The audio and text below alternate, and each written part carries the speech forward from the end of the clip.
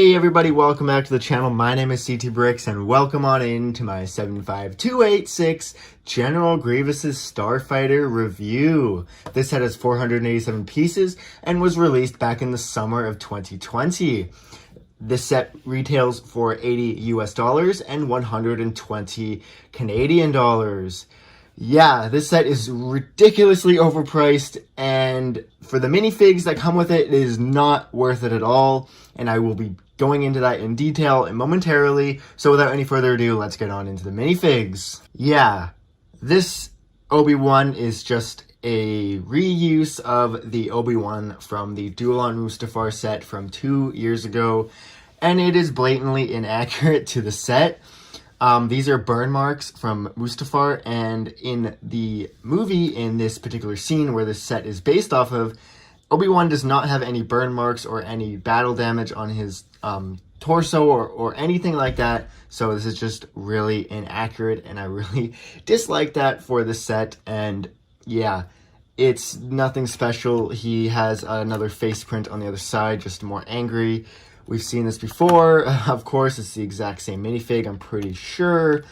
But yeah, it's just, why couldn't they just make a normal Obi-Wan? I don't know, it's just inaccurate.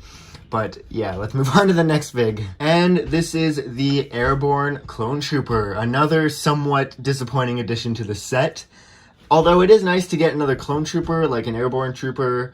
Like, that's cool and all, but why couldn't it have been a Phase 2 Commander Cody? It would have been perfect. It's just so disappointing. Like, this could have been justified for the $120 price tag if it included a Phase 2 Cody, but we've literally gotten this figure before in a battle pack from 2014, I believe. Might be wrong on that. Maybe 2012. I don't remember, but I do have a couple of these ones from that battle pack, but this is somewhat different. Like the cloth piece here is actually light gray in the battle pack version, so there is that different, and there's some toe prints as well, or feet prints, or yeah, feet prints right here. The other one did not, it was just white.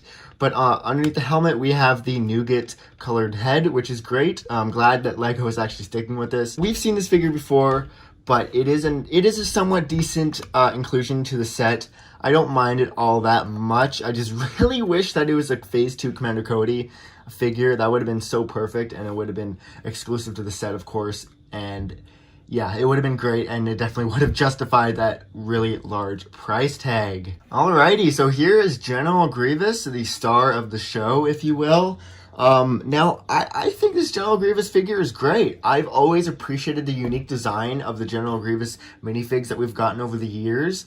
And just in general, General Grievous is just a really unique character in it of itself. And him in minifig form is just great. And I like the fact that you can take off the third and fourth arms. So you can just have him normal like that if you wanted. Pretty nice. Like, it's pretty solid fig. But yeah, all in all, I think this figure is just pretty dope. All said and done. I don't have any negative things to say about this figure. Yeah, I think he really works well in minifig form. That's all I gotta say. Let's move on to the ship. Alright, so taking a look at the ship itself, the overall design is just superb. And I've owned the previous two General Grievous Starfighters over the years. I don't have them to compare anymore, unfortunately, because I've just lost them over time and stuff like that. But I have owned the other previous ones, and I just gotta say, this one is the best, build-wise. That is, hands down, this is the best one build-wise. I really like this.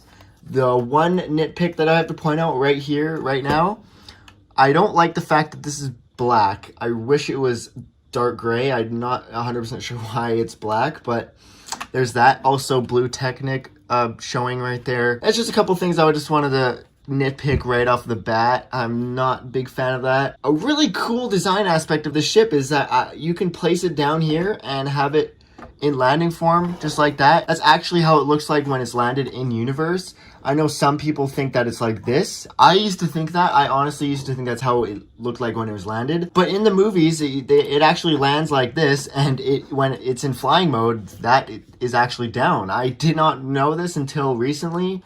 It does look a little bit weird when it's flying like that. I think most people fly it like this. And there are also some playability features here as well. There are some stud shooters on the top. You can take them off if you wish. If you want to have, if you want to make it so it's like display only. It does kind of look a little bit awkward like that. Like I'm just used to the stud shooters being on it. But yeah, if you wanted to do that, that is an option. But I do prefer it with the stud shooters, if I'm being honest. I think it just looks more fleshed out in a way. And the cockpit slides open just like that, and the studs here stop it from going any further. So I really like the cockpit design here, and in the inside there are some printed control panel on the slopes there and some control sticks up here. I'll show you what General Grievous actually looks like inside. So here's what General Grievous looks like inside the cockpit. I think he fits there really perfectly. I like how his hands rest right on top of the control panels like that. It actually looks like he's controlling it, which is nice. So there's actually a pretty neat feature here on the side where you can open this up and you can fit some of his lightsabers, which I find pretty neat, actually. Sometimes you can get it caught on the door, but if you get lucky, you can just close it without any problems. But see right here, that could happen. But all in all, pretty solid. Of course, you can do it on both sides. And over here on the bottom, there's a spring-loaded shooter here, and if you just press this up here like that, you can shoot the missile. And it is nice. It is a nice orange color that I have not seen previously, so that's pretty neat as well. Taking a look at the engines here, they're nice and big, and I really like the size perspective here. There's of course some thrusters on the back here as well, but mostly on the engines. And I think this is just overall just a really solid design. And I really, really like the fact that you can put it in its proper landing position. I don't believe that the other sets could do that. Actually, looking back, I don't believe so. Yeah, it's just the way that the weight is distributed. You can actually do this. But I do think that this does accurately represent how this ship looks like when it's landed. I definitely believe that this General Grievous' Starfighter is the best one yet.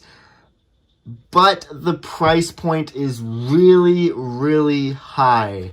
And it would have been justified if we had gotten a Phase 2 Commander Cody. But unfortunately, we did not, and we are stuck with this overpriced ship. So that is my huge number one complaint about the set, is that it's way too overpriced. And I definitely believe that the minifigures should and could have been changed differently. Grievous is great. Obviously, the ship needed a Grievous, and this Grievous is great. But these two figures, not very good, especially the Obi-Wan, very blatantly inaccurate. But the Airborne Trooper is a cool addition, but it would have been way better had we had gotten a Phase 2 Cody. But those are my only gripes about the set. I really do like the ship. I do like the ship, but the minifig selection is just not the greatest, and it is overpriced. But yeah, that is my review of the General Grievous' Starfighter from 2020. I really hope you enjoyed. Let me know what you guys think in the comment section below. And that is all for me, so I'll see you guys in the next video. Goodbye.